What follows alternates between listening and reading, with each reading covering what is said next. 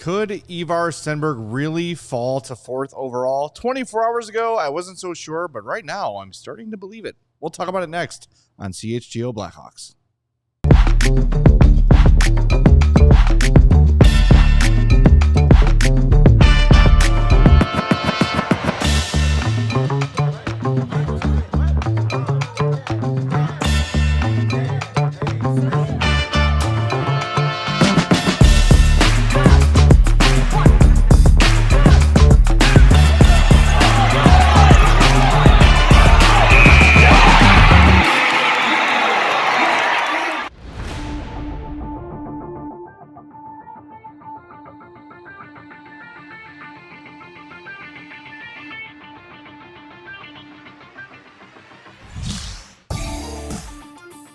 Welcome into the CHGO Blackhawks podcast presented by Bet365, where winning is everything.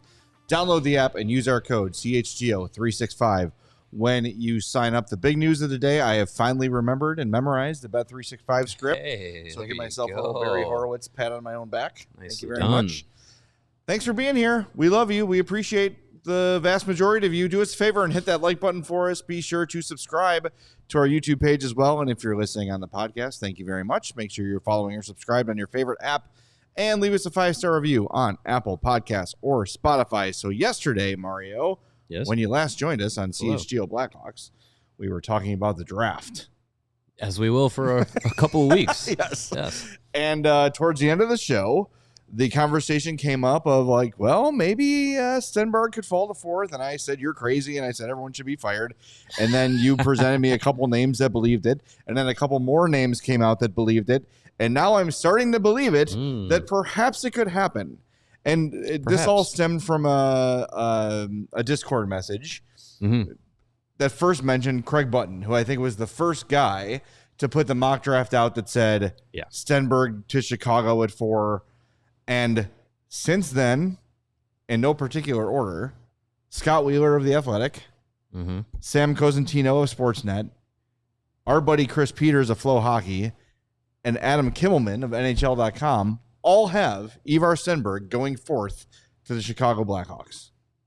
As does Cam Robinson as of today.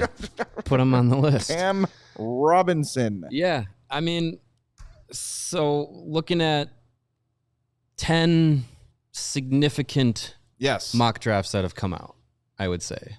I know a lot have, but and no disrespect to the other ones I'm not going to name, but the ones you named all have Stenberg. 9 of the 10 have McKenna going number 1. You can guess who doesn't have him going number 1. 9 of the 10 have Malhotra going number 3. You can guess who doesn't have him going number 3. We know. You're and, guy. And 6 of 10 have Stenberg dropping to number 4. And I know that the public discourse and the actual team boards will all look different most of the time. Yeah. But I mean, a lot of the people that we talk to, draft analysts, people, they're tapped into the scouting community. I would venture a guess that most of them have some connection in, organizations within the scouting community or front office, actual pro scouts, or have people that have conversations. I don't think any of the people that are pretty well respected, the Wheelers, the Prodmans, Chris Peters, Cam, all the people, Stephen Ellis, who we talked to yesterday, they're just pulling things out of thin air and just saying, "Well, this is all fluff and whatever." There's a little bit of backing to where not only their own assessments, but around the league, how some teams are probably viewing some of these guys. So, I mean, look, like at first it was like, I remember on the reaction show Tuesday night, I was Pepe Sylvia, if that can be a verb, my way to thinking, how can Stenberg still fall to the Blackhawks? And now as we sit today, it's just like, well, maybe it's not the craziest idea that it could happen. Well, there's 2 wild cards there, and our buddy the Giggities points out one, that San Jose controls the draft. That's a wild card because they so desperately need a franchise defenseman, right? Sam Dickinson, maybe. Sam Dickinson is good, yes. Yeah, but we don't know if he's going to be a number one guy. Yeah. You are my number one guy. That's for the old guys in the crowd. Don't know what that's about. And then you also have the Malhotra curveball with Vancouver, with Manny Malhotra coaching the AHL team, the Abbotsford Canucks, and they really need a center, and Malhotra is the best center available. So, God, wouldn't it be wild if the most, I guess not the most unpredictable draft outcome, but a pretty crazy Toronto San Jose 1-2 could actually really work out in the Hawks' favor and have them get ultimately the guy that we're at least, I think that most people would have at worst their second preferred option. Yeah. I mean, I think there's so much talk about McKenna and Stenberg 1 and 2. I think majority of people believe McKenna to be the number one out of those two guys, but it's fascinating how these best player available ideas can vary between from team to team. It's not just we're taking NHL Central Scouting's rankings as gospel. Like it comes down to what staffs feel, and I'm sure think about last year's draft. There was conversation about, okay, what happens at 3, because number 1 is going to be Schaefer. Number 2 is very likely going to be Misa. Yeah. I know the lead up to the draft, there was a little bit of like, maybe Anton Frondell pops up at number 2. But then at 3, it was just like most people thought about Frondell, but then there was also Desnoyers and Porter Martone and Brady Martin. Like that was all in that mixture.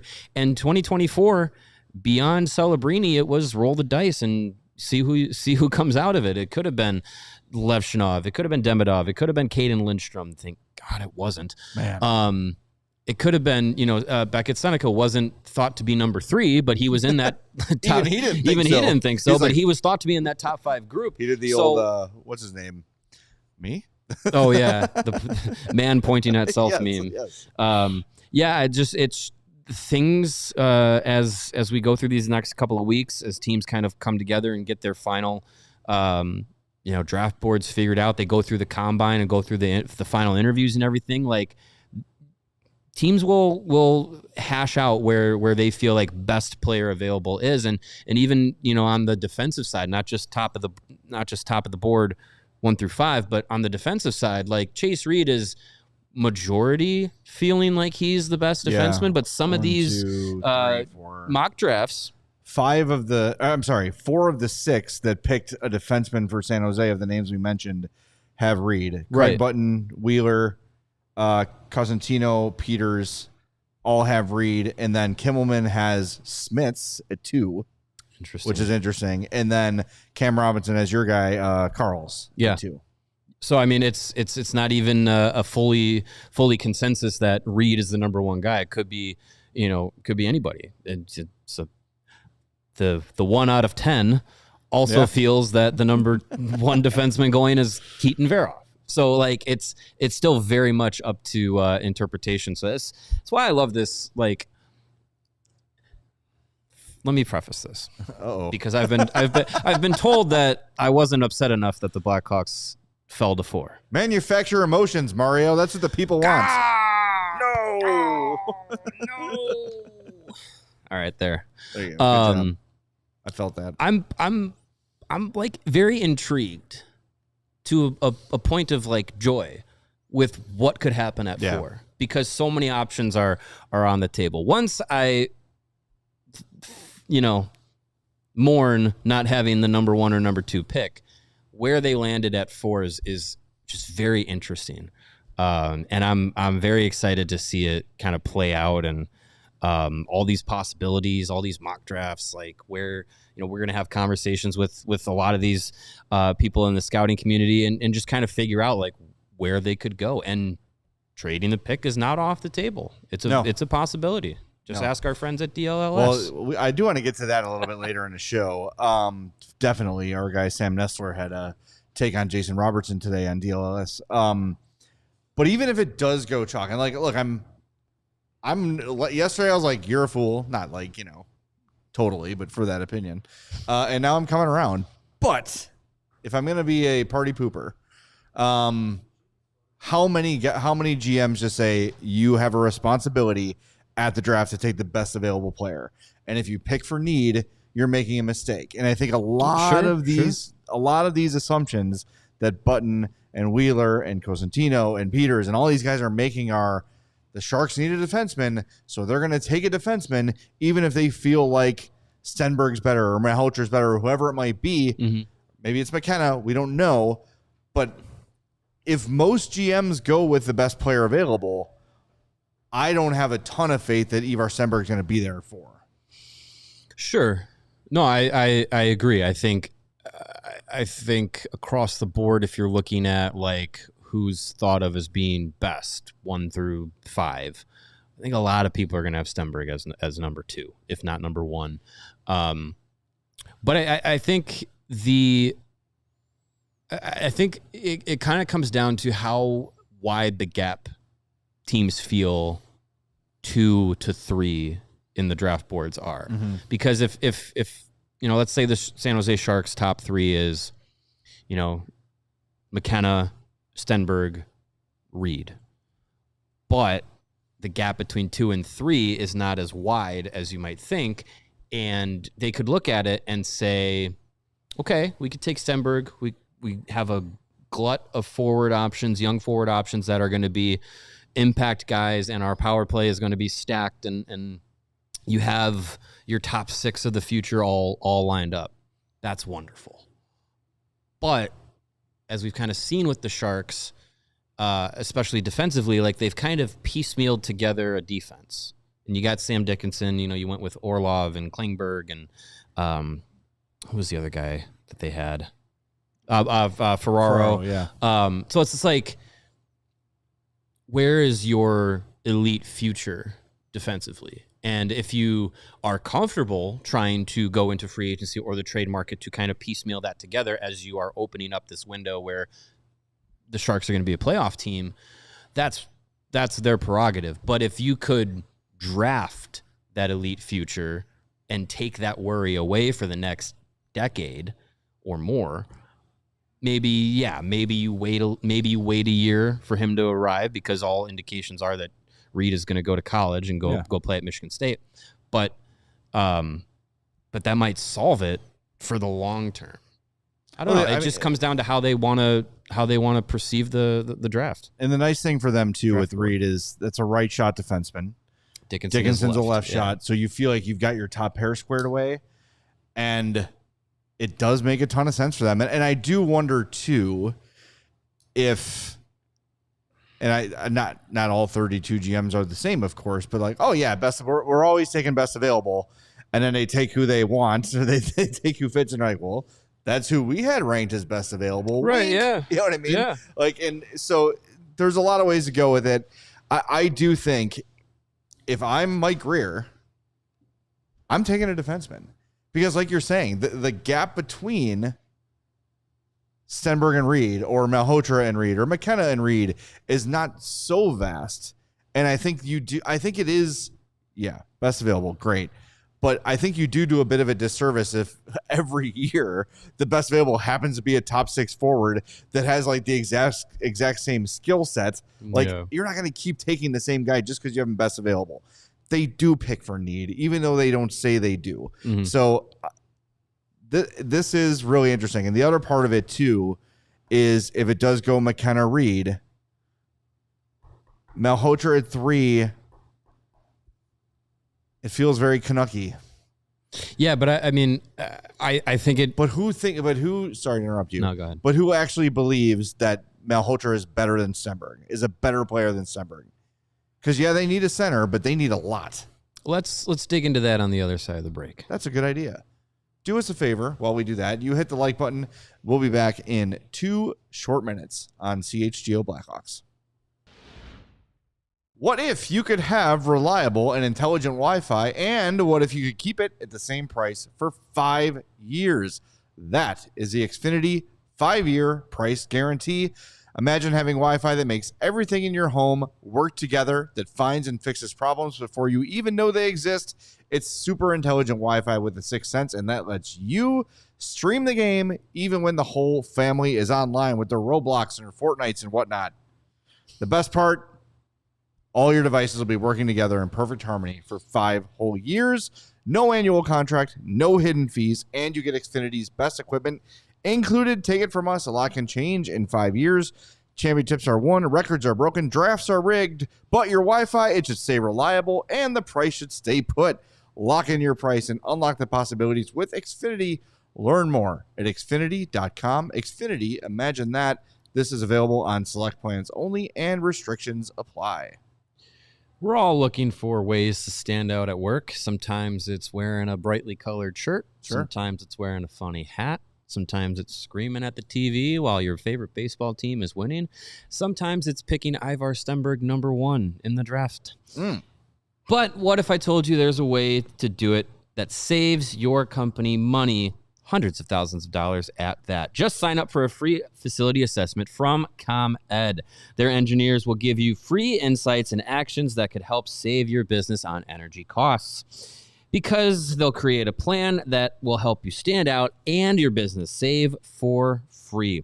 Visit ComEd.com/facility assessment to learn more. Again, that's ComEd.com/facility assessment, where you can get all those details. Actual savings will vary based on customers, usage, and rate. Save yourself and your company some money. All right, we're back on CHGO Blackhawks. Before the break, we were talking about the Canucks and their temptation to take Caleb Malhotra at 3 because of the fact that Manny Malhotra is the coach of the Abbotsford Canucks. Does that feel to you like a pretty short-sighted decision? Or do you think that if Stenberg is indeed there, or maybe it's McKenna, who knows, at 3, it feels like a pretty massive move to make in courtesy of a temporary employee. You know what I'm saying? Like, right? They might love Manny Malhotra. They might think he's the next coach of the Vancouver Canucks. Mm-hmm. That's all fine and good. What's the average shelf life of an NHL coach? 3 years? Not very long. Might be. Like, you know what I mean? I remember that stat. Are you potentially taking a lesser player just to appease the father of the... And also, wouldn't you, as the coach of the AHL team, think, I don't want to say conflict of interest, but it's an awkward place to be put, to have your son playing for you. Mm-hmm. I can't imagine that that's a desirable thing for either of them. So I think the assumption that Malhotra is 3, which is what's drawing us at his conclusion of Stenberg at 4, might be a little bit overstated. It makes a ton of sense. He's a center. They need one. The son of the AHL coach, sure. But I think there might be some teams that look at that and say, I don't want any part of a father-son relationship in my organization, because then how do I trade one or how do I fire one? Yeah. Well, I mean, I think at the end of the day, you know, people in professional sports do understand the business side of things, and we've seen crazy things happen.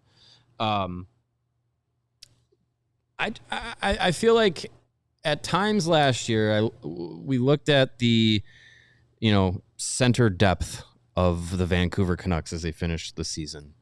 And you had Elias Pettersson and like nobody else. Like you had legitimate AHL guys that should be in the AHL playing center.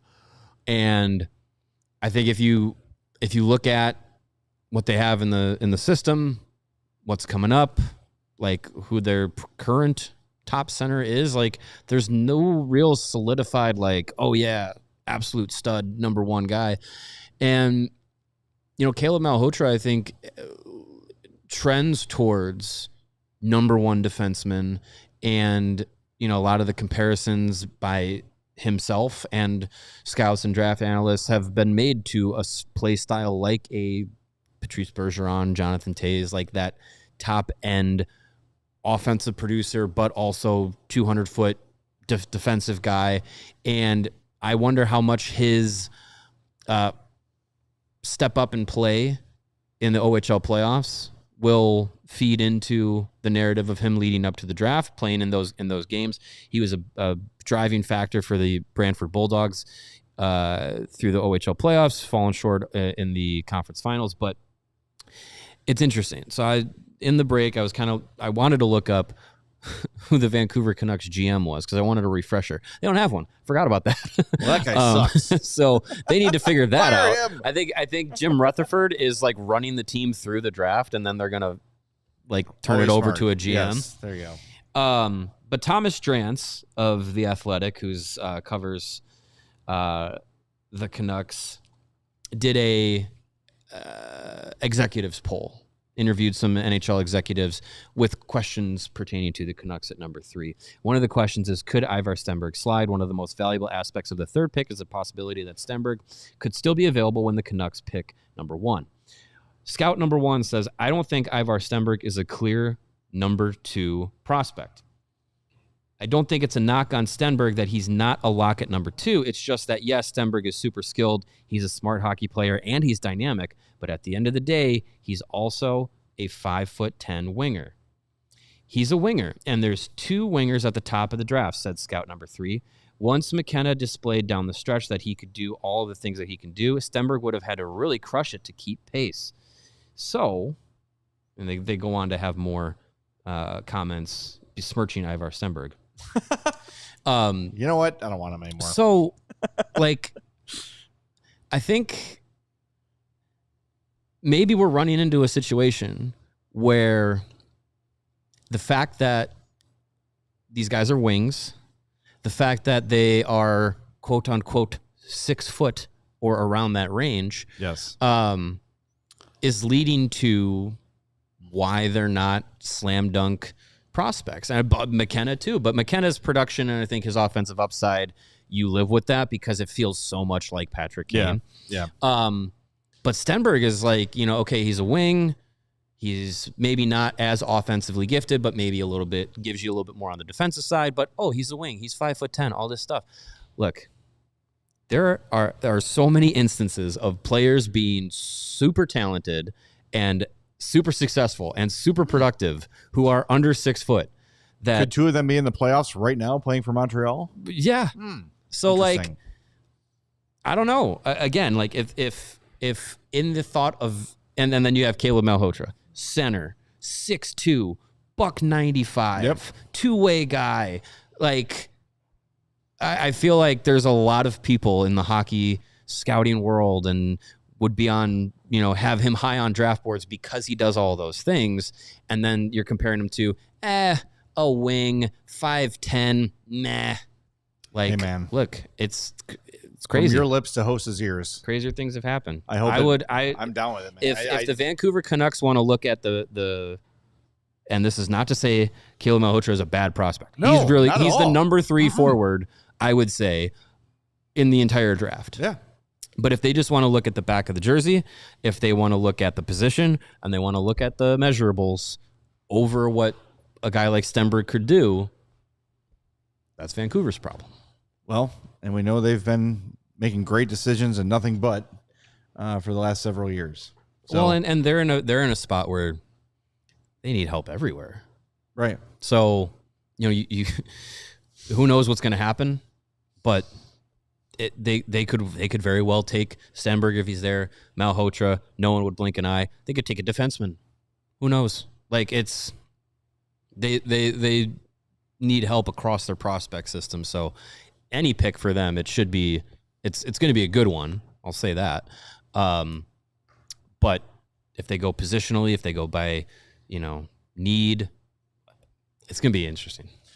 Well, now here's a scenario for you. Stenberg's there at 4. Do the Hawks maybe still take a defenseman?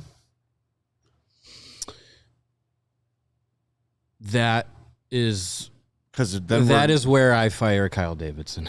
At that moment, that's the one. I'm not going through all of this. I know for Stenberg, for them to take a defense. No, I mean, but let's just for fun because it's May 7th. Sure, we've got some time. We can, Let's say that Frank Saravalli's onto something, and Verhoff is the number 2 overall pick, and Chase Reed and Ivar Stenberg are there at 4. I'd rather Stenberg. Me too. But I just wonder how Kyle Davidson feels. The only and he doesn't care about Kyle Davidson clearly does not care about making the fan pick. No. He's not interested. If Stenberg, Reed, and Carls, I think I'm saying it. Carls is the right way. If those 3 are on the board, I want Stenberg.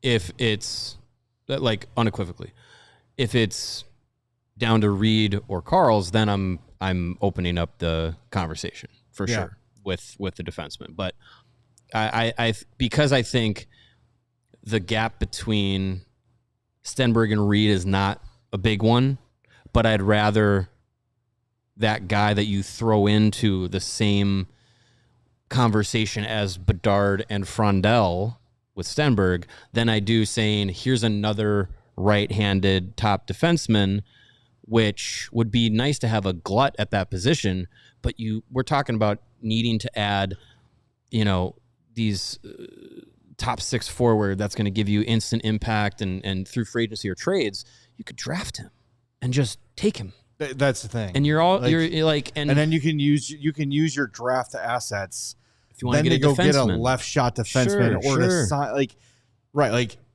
guys like Stenberg or McKenna, or even I would even say like Malhotra are not going to reach free agency anymore. They're just not, right? Whereas teams will more likely let go of a left shot defenseman down the road. And I think they're just more findable. They're more attainable. They cost less to get. Mm-hmm. And you don't need them to be as much, right? What am I trying to say? Like, you don't need them to be, like, if the Hawks are going to go get a top 6 forward, mm-hmm. it's got to be in the tier of the guys we're talking about, Robertson, Thomas, etc. Right? Whereas, hey, you know what? The Hawks need some help on the left side next year. Jamie Alexiak, not a huge needle mover, but he's big, he's physical, he's experienced, he's a veteran, he's a leader. Boom, check that box. Sure. You can do it for $5 or $6 million in 3 years, and problem is solved until you draft somebody else. Maybe you do it in the second round, or you trade in to get somebody that you really like, whatever it might be, and you buy yourself some time. With the top 6 forward, I mean, Stephen Ellis laid it out perfectly yesterday when he talked about, like, if Kevin McKenna goes to Toronto, he's probably not going to have the growing pains that Bedard had because he's got Austin Matthews, William Nylander, and probably Matthew Nyes instead of Philip Kurashev and Ryan Donato and Buddy Robinson. Right, exactly, right. So the path for him is much cleaner. So it's so hard to acquire top-end elite forwards that if Stenberg falls into your lap, you have to take him. Yeah. You have to. Yeah, I mean, I think, you look at the Hawks' second-round picks, there's some defensemen in there that if you want to get a – because look, like, I know he's not fully established himself in the NHL, but Ethan Delmasher was a 4th-round pick, and Louis Crevier was a 7th-round pick. Wyatt Kaiser was a 3rd-round pick. Mm-hmm. Alex Vlasic was a 2nd-round pick. Duncan Keith was a 2nd-round Keith was a 2nd-round pick. Like, you could – Nicholas Chalmerson, 4th round. Like, you can find defensemen that can become things that you didn't expect them to in later rounds. And that's down to finding gems in the draft class from your scouting staff. That's where you need to have the scouting staff that you can trust to go deep into 2nds and 3rds and sometimes 4th rounds to find difference makers. And I feel like defense positionally you have, and I don't have any stats to back this up, but I feel like you do have more of a chance to do that defensively because of how those players develop their games and physical maturity and stuff. You can find those guys easier than finding guys that end up becoming top 6 forwards late in the draft. I don't know. Again, I'm intrigued. I'm intrigued with anything that could happen at 4. It's certainly interesting, and it's not what we're presenting here does not seem impossible by any means, right? Like not impossible. No, it also, we could get to June 6th or 26th, and Sharks are on the board and they take Stenberg. Okay. Yeah. Then you move forward with getting either Caleb Malhotra or Carson Karls or Chase Reed or Smits or whoever, and that player adds to your already best prospect system in the NHL. Here's the thing too. And they're right at the cusp of being ready to impact your team. We got to hit the brakes on, but I want Stenberg to fall to the Hawks, but there's also part of me that's like, I don't want San Jose to get the franchise defenseman. Right. I didn't want them to move up to number 2 either. They didn't need the help. Exactly. But yeah. All right, we're going to hit the break zone. Do us a favor and hit the like button. Talk to you in 2 minutes with your super chats and a whole lot more coming up next. Summertime in Chicago is right around the corner, and that means a season full of red line runs, 120 start times, and Bridgeport baseball is on deck. And right now at Bet365, it's the perfect time to prepare for Chicago's perfect season. Thanks to their bet $10, get $150 in bonus bets deal. All you have to do is sign up and make your first $10 bet, and Bet365 will throw you $150 in bonus bets, win or lose. The only thing better than that is having a playpen connection. I am not allowed in the playpen. Too fat. Bet365, where winning is everything. Download the app and use code CHGO365. Gambling problem? Call 1-800-GAMBLER. 21 plus. You must be physically located in Illinois to play. Terms and conditions apply, and this offer is in-app only. Again, download the app and use our code CHGO365. Our friends at Sunnyside Dispensary are here to elevate your baseball season. Sunnyside is your home for judgment-free shopping. They have a crazy selection of over 100 different strains to choose from with easy online ordering and in-store pickup. So wherever you are in Illinois, Sunnyside has a location for you. Are you far south? You could go to Champaign.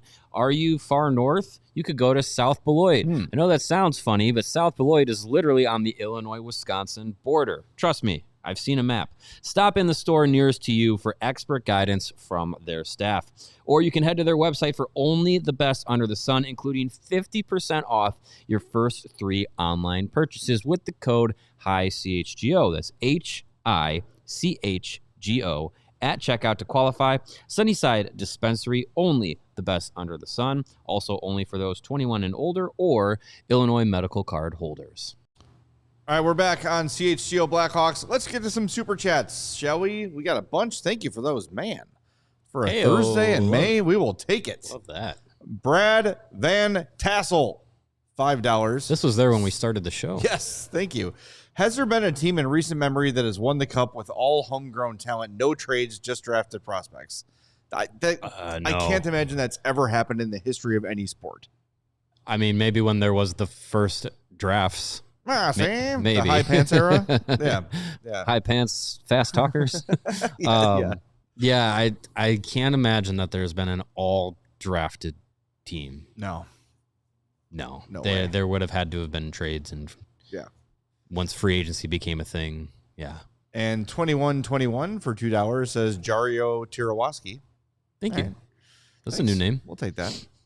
Do one of those face melds. Someone, I think it was that same person because the profile picture looks familiar.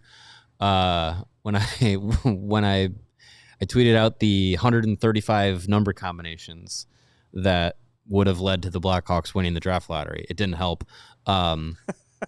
They responded, "What are we supposed to do with this information, Jario Zawaski or whatever?" And I was like, I don't know. Read it, learn. I don't know. Just do math. Watch along, but know what you're rooting for. Appreciate it. Yeah, that's our new code name. Chris Boots or Chris Bo Otts for $2 says Boots. Thoughts on going after Dorofeyev this offseason? Sure. Yeah, I'm into it. In for 30 power play goals. Yeah, it doesn't sound bad. It wasn't 30. I might be exaggerating slightly, but he has scored 30 total goals, I think, the last 2 seasons. I am looking it up now, so we have the correct information. He's an RFA. He's on a team that is strapped for money. I hate when they do this, by the way. 37 goals last year, 20 of those on a power play. 30 power play points. So 30 of his 64 points were on the power play. I don't care. That's power fine. play goals The count Blackhawks too. need someone who can Yes, who can do that on great. the power play. That would be wonderful. Yeah, I sure, absolutely. If that seems like a guy that I know, like offer sheets for restricted free agents are rare, even though everyone wants them every offseason. But that feels like a guy on a team just ripe for offer sheets. And it's kind of in the same way that like Dylan Holloway and Philip Broberg felt like they were ripe to get offer sheeted when they were with Edmonton because they were like, how are they gonna keep them? And then the Blues made the play and it worked out. So I'm not gonna be surprised if that does happen.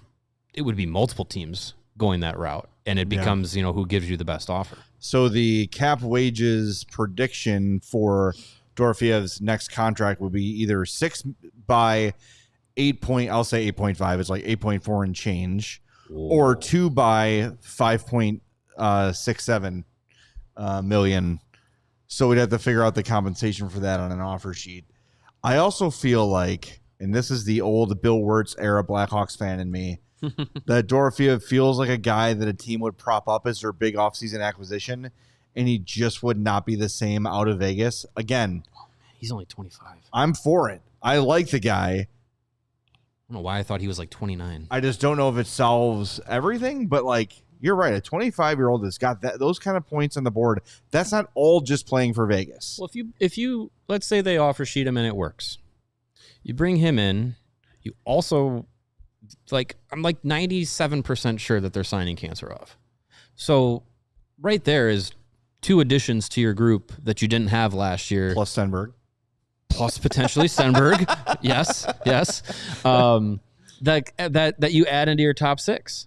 And we're talking about like if you add those Cancerov, Dorofeev, and Stenberg, playoffs become the conversation.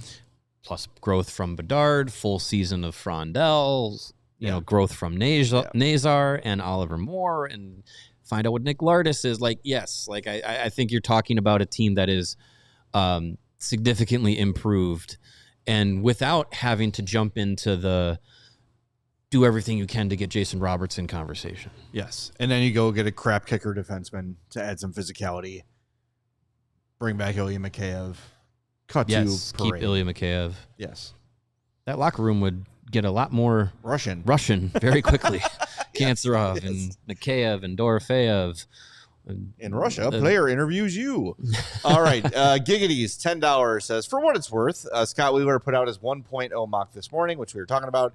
His 1.0 mock last year at this time, he got the first 4 picks 100% correct, almost 5 out of 5, but the Preds took Brady Martin over James Higgins. Interesting.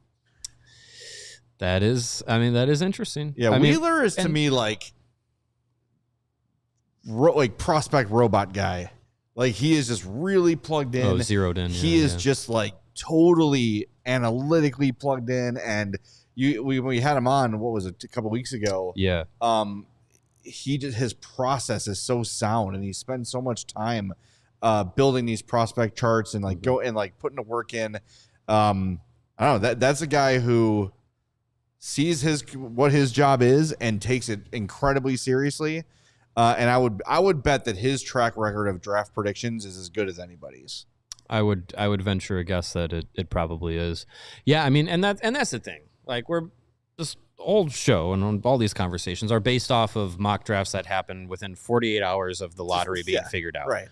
We still have to go through all of May, most of June, the combine. Like there will be some shifting going around, and some opinions may change. World Championships where some of these players are going to be available to play, like there will be some opinions that shift. So don't take what happens May 6th, 7th, 8th, whatever, as what will carry to the draft floor, or what used to be the draft floor, June 26th. I mean, just to illustrate that point, you look at the jump that Caleb Malhotra has had since the playoffs have begun. Right. And that's like, oh my God, look at this guy. And he went from like maybe top 5 to locked in at number 3. And by the way, absolutely deserved. He's been on fire. He's been awesome, and he's earned that. But it just, I'm illustrating the point that it can all shift very quickly. like one bad world championship or whatever, and the conversation changes. We're good either way. Yeah. So. Well, that was like a knock on Anton Frondell. It was just like, wow, he didn't really have a good U18s. Well, I remember it was just like, so was it Steven or was it Chris Peters before the World Juniors who said, like, we're going to learn a lot about Frondell at this tournament, and if he lays an egg, I have concerns. Yeah. And then he went out and was the best forward at the tournament. Yeah. Like, capital B, capital F. Yeah. Like, got awarded for it. So that's a lot can change in a year. That's like, look, and you just look back at like tomorrow we're gonna have a little fun. We're gonna have a draft of number 4 overall picks throughout hockey history. And there's some names on there that you can't believe went that late, including Cale Makar went 4th. Yeah. And a lot of that like draft, what do you call it? Is it? Yeah, draft plus 1 year. Mm-hmm. Like the growth that occurred there is massive. Yeah. Right. So there's so much we don't know yet, but I like where we're at. I was excited for the Bedard draft because you knew what the ultimate outcome was going to be, and that's great. But this one is like really, it's in terms of intrigue. This is probably, at least if the conversation stays close to what it is right now, it's going to be the most intriguing on draft day. Yeah, it'll be interesting, and could see some trades happen. And that could also shake up how the top of the draft goes. That's what we were saying draft night. I think Greg said it first, where San Jose's looking at this as we need a defenseman. Why, if you're San Jose, why would you not trade down a couple spots, bring in another asset for 4 or 3 or 5 or whatever it might be? If you feel like, we feel like Carls and Reed are pretty close and we're happy with either. So, make us a trade for number 2. We'll trade down. You get who you want. We get who we want, and everybody's happy. If I'm Mike Greer, I'm trying to see who wants 2. Yeah. I don't know. All right, we got a couple more super chats here. Madhouse Meek, $10. Actually has 2, so we'll combine it for $11.99.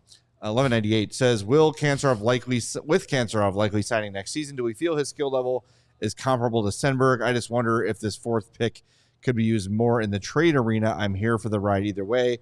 And then adds, should Tavo be on the trade board? Thanks. The second question, I'll say he doesn't need to be, but if he is, sure, I think that's okay. I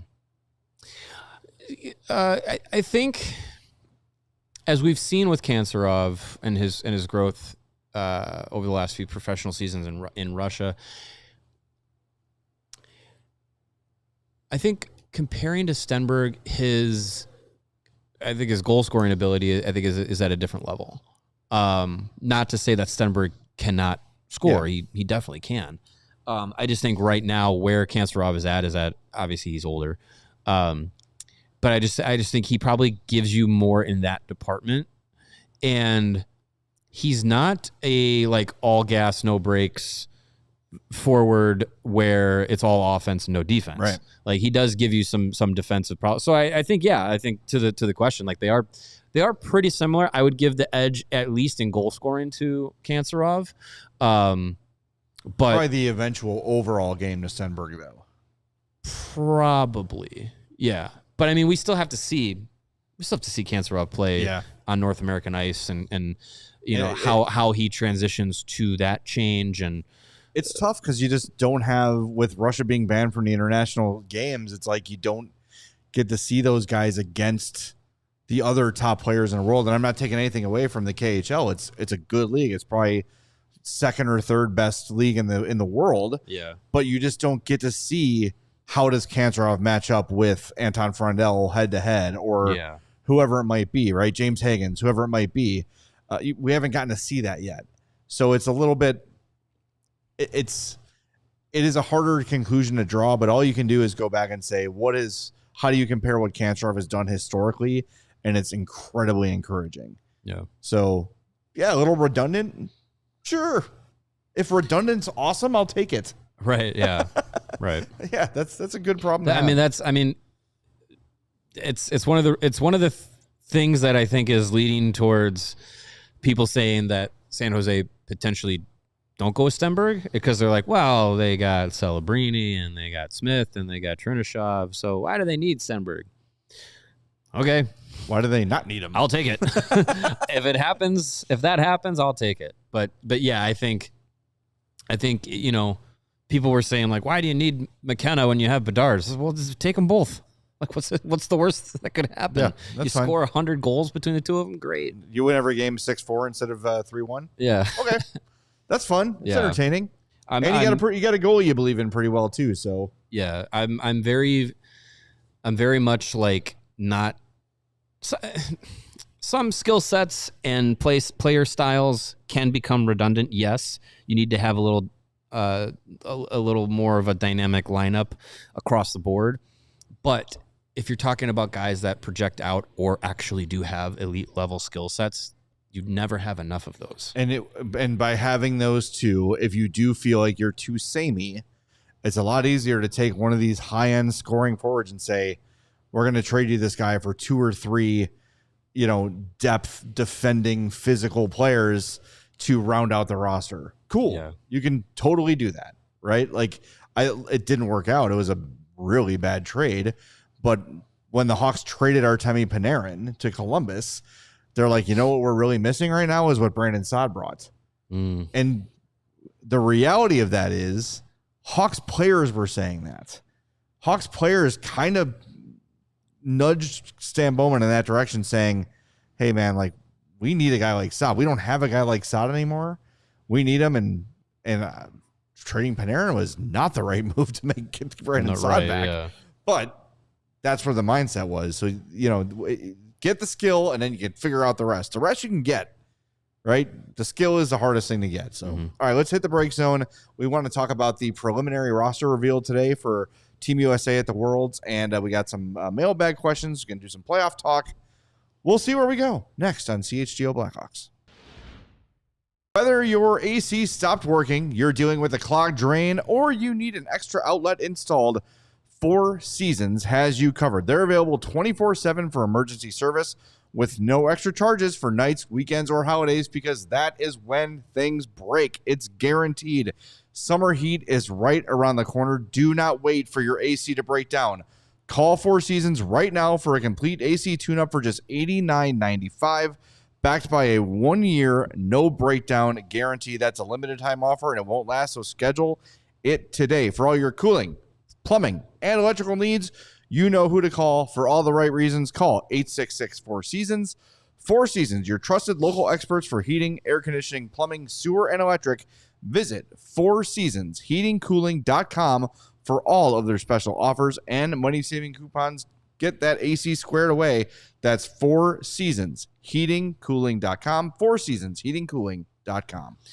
Get huge start of summer deals all month long at Ray Chevrolet during their Memorial Day sales event. Stop in today and get below supplier pricing, plus no payments for 120 days on new Chevrolet models, or check out their selection of over 125 vehicles priced under $20,000. With one of the Chicagoland's largest Chevy inventories, you're sure to find the perfect vehicle for you.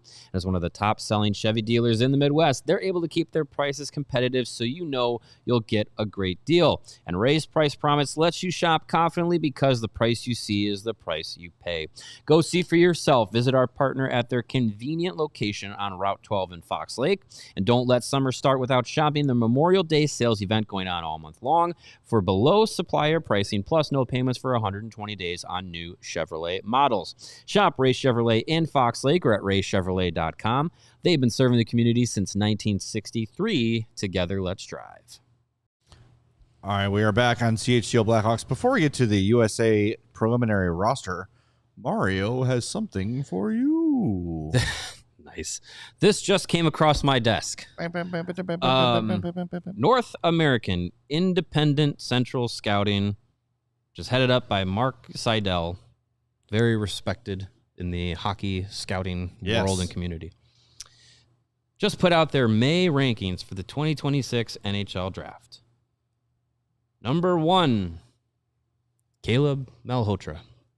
Okay. Number 2, Gavin McKenna. Number 3, Chase Reed. Number 4, Ivar Stenberg. Number 5, Carson Karls. And they write, Here is our May rankings for the 2026 NHL Draft. And before everyone starts screaming and yelling, here is the reason that we have Caleb Malhotra at number 1 overall. Oh, boy. The difference between Malhotra, McKenna, and Stenberg is very close. But Caleb is a centerman that will become a true number 1. Nobody has asked, but if I were the Leafs, I would trade down to number 4 with Chicago. Get one, is in all caps, of their stud, all caps, defensemen. In order, Levshinov, Rinzel, Korchinski. No, I've been told Levshinov's terrible and is not a stud. Well, you have I've been told he's Cam Barker. Have this conversation with Mark Sudell. Okay. Levshinov, Rinzel, Korchinski misspelled, or Del Mastro. And another pick that'd be dependent on which defenseman you get. McKenna to Chicago at number 1, Reed to San Jose at number 2, Stenberg to Vancouver at number 3, and the Leafs take their franchise centerman, Malhotra. You now have a stud centerman and a stud defenseman and the extra pick, plus whatever assets Nylander and Matthews could return. All right. Just a thought. All right. Signed, Mark Sudell. You had me and lost me, Mark. I mean, the Leafs are not going to be gifted the number 1 overall pick and then trade out of it. That would be ridiculous. Even if you truly believe if you think Malhotra not is only that trade dude, the number 1 pick, but also Matthews and Nylander. Yes. But if you think Malhotra's that dude, just take him at 1. Cool. Like, that's fine. Like, oh my God. I love it. It's that time of year, baby. I love it. I'm a big fan. How do they spell Korchinski, by the way? Do you have it? It's a Y at the end. Ah. Yeah. Oh, he's Russian now. Speaking of, I got to find it because it made me laugh while we started the show, but I didn't want to derail the show. But now we're in the port where we can get derailed. Dauber Hockey. Yes. Long time guy. Long time. Well known. I don't know who's personally behind it, but an hour ago they tweeted out, I hope the Blackhawks get a deal done with Roman Kanserov. This looks pretty good. And they put out his forward lineup. Lardis, Bedard, Kanserov. Nazar, Frondel, Bertuzzi. Terry Vane. I love Terry Vane. Green. I love his films. Burakovsk. Mikheyev, Moore, Donato. Mangiapane, Sloggart. And we'll find out in 3 weeks, they say. So that made me laugh. Terry Vane. I love Terry Vane. Terry Vane and Burakovsk. Good stuff. Yikes. I keep forgetting Andrei Burakovsky's on this team. For now. And maybe that's okay. For now he is. It's okay for me to forget. Oh, yeah. Oh, boy. What were we going to get to? Yes, the preliminary roster. Yes, the rosters. For the men's world championship team was released today at 12:26 p.m. Central Standard Time. Actually, Standard Time? Daylight Savings Time? What are we in? I don't know. It's May. Forwards, Matt Coronado, Paul Cotter, James Higgins, Isaac Howard, Sam Lafferty, Blackhawks legend, Riker Lee, great hockey name. Nice. Ryan Leonard, Oliver Moore, Hawk. Friend of the program? Yes. Danny Nelson, Tommy Novak, Matthew Olivier, Max Plant, Max Sasson. Is it Sasson or Sasson? I think it's Sasson. Whatever. Yeah, you're fancy. Matthew Kachuk. We've heard of him. Yeah. Defense, Will Borgen, Declan Carlisle, Connor Clifton, Justin Falk, Wyatt Kaiser, Hawk. Know him. Ryan Lindgren, Mason Lowride, Ryan Ufko, and your goaltenders, Joseph Wall, Devin Cooley, and Drew Commesso. Let's go. Has there been a goalie that has played for Team USA in more ways than Drew Commesso has with playing fewer NHL games? I can't imagine. That's crazy. He's been with them for the World Championships, the World Juniors, and the Olympics when the NHL players couldn't go. And he's played like 3 NHL games, or like 5 NHL games. Crazy. It's wild. I hope that this is the year he becomes an NHL goalie.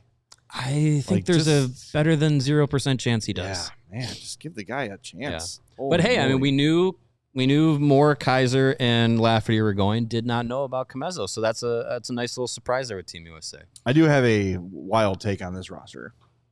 Yes. Not winning a gold medal. How dare you? I mean, how dare you, sir? I'm just saying it's not very good. Tournament starts the 22nd.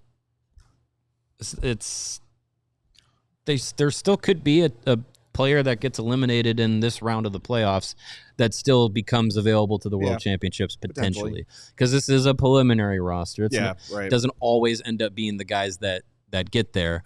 But yeah, I mean, it's World Championships. World Championships will never give you the best Team USA or Team Canada or whatever. It's a showcase for a lot of European players. And also, you get opportunities for guys who are, last year we saw Frank Nazar have a great tournament, and he carried that into this season. Maybe the same can be done for Wyatt Kaiser or Oliver Moore, where, they get this opportunity to be on a big international stage, play for Team USA, have that competition in the quote-unquote off-season. And then you kind of just that could give you some confidence, whether you win gold or just have a good individual tournament. It's a good experience. Yeah, I don't think that all the Hawks we mentioned going to that should look at it as we're probably not going to win. No, it's a great opportunity to play more hockey with some more established players against more established players and see where you're at. And I think as mentioned, I think it did so much for Nazar to go there. So much for his and the play as well as he did. Yeah, Vlasic had a good tournament. Yeah, I think it's never a bad thing if you are healthy and available to go and play in that tournament, especially as a young player. Yeah, and looks like Frondell is on his way to being with Team US, Team Sweden. We got a super chat from Windy City Hockey saying, "Love that Sweden is bringing back the Jofa brand for the Worlds," and we can share that picture, Steven. Producing our show for us there. Look at that. That is sick. Anton Frondell decked out in Jofa gear. That's amazing. Happy birthday, Anton Frondell, by the way. He is 19 years old today. Unfortunately, they lost in one of their pre-World Championship games. But Jofa sticks for failing them. Yeah, they probably were still made of wood. But yeah, I think those are the 1991 Sweden throwbacks. I don't know the significance of them, but they look awesome. You cannot have a bad Sweden uniform.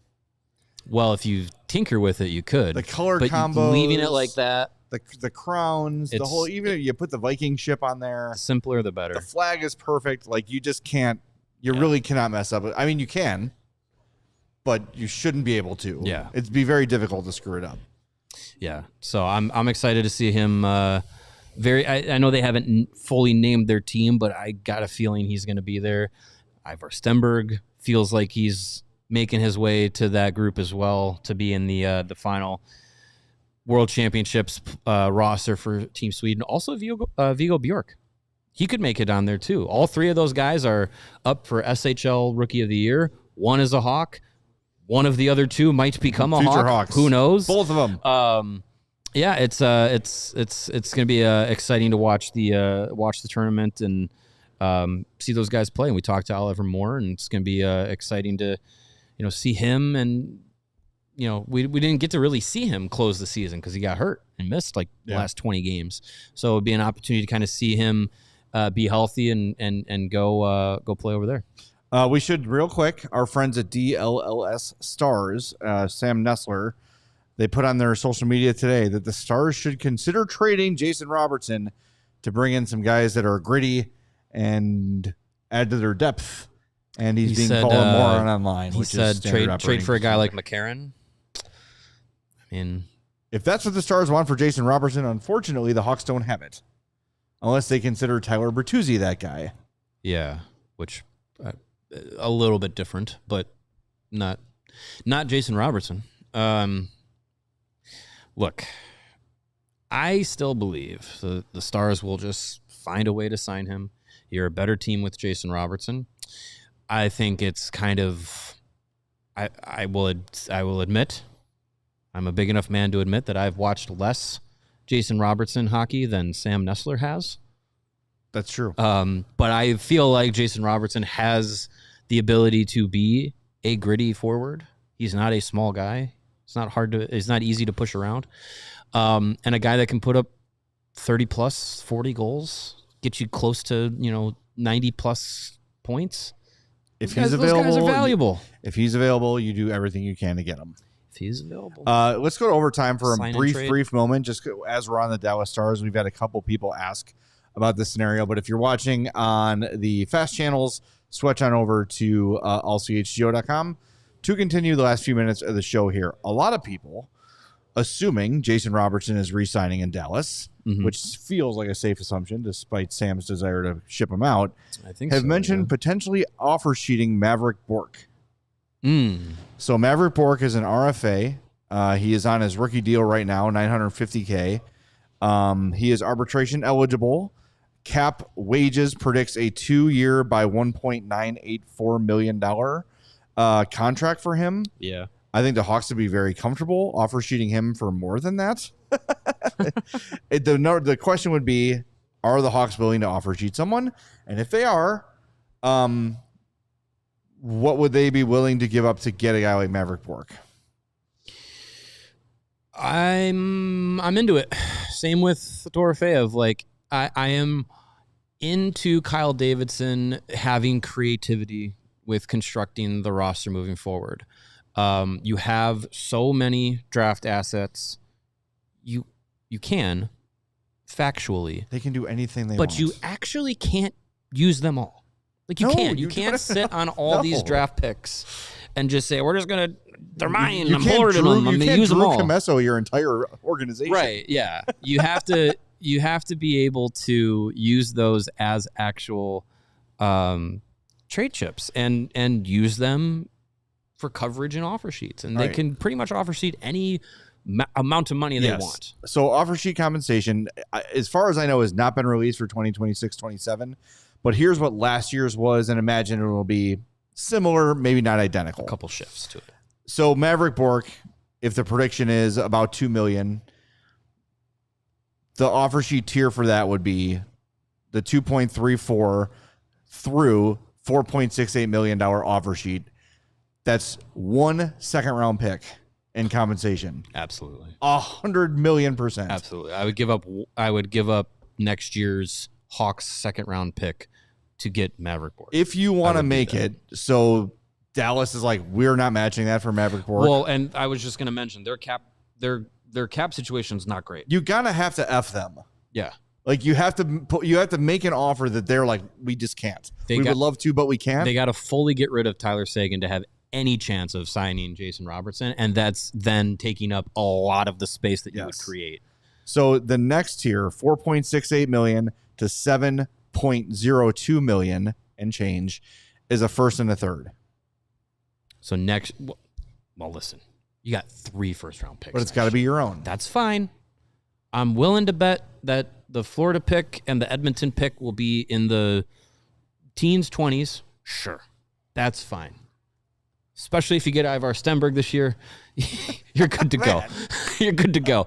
But like, look, like if they don't move any of their 3 first-round picks next year, and you go into what would be the 27 draft with 3 first-round picks to maneuver with, if you said that you landed Maverick Bourque with using one of those, I'm fine with it because you got 2 others, right? And maybe you use one of those to move into the first round again this year. Sure. And you maybe if you have your own next year, that's fine. You still come away with 1 first-round pick. And look, we're getting to a point where this group of prospects, this group of young guys, this wave that's come through is hitting the NHL.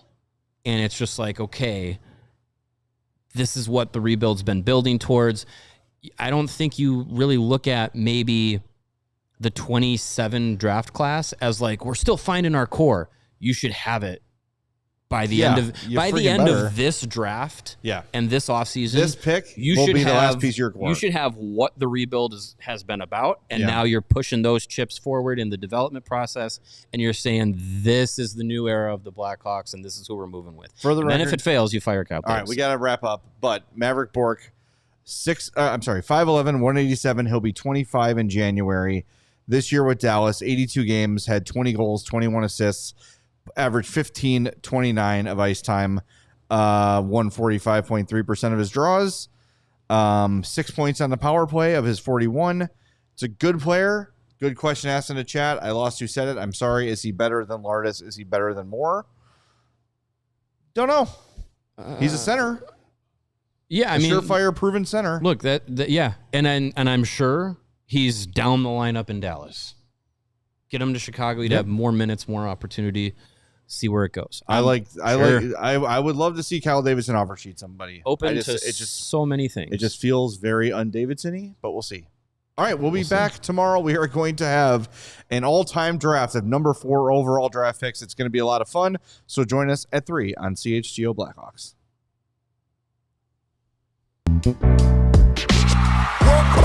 We all silly like the mayor.